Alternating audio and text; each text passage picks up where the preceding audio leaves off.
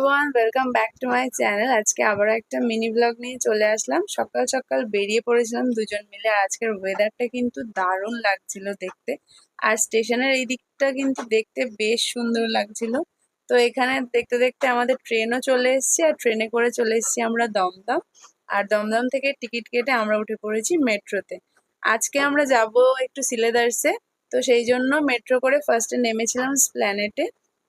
আর স্প্ল্যানেটে নেমে দেখছিলাম এখানে ভীষণ জোরে বৃষ্টি হচ্ছে, আর বৃষ্টিতে ভিজতে ভিজতে মেট্রো গলি দিয়ে আমরা চলে গেছিলাম ক্যামেরার দোকানে। আমাদের ক্যামেরাটা একটু প্রবলেম হচ্ছিল, সেটা দেখানোর জন্য।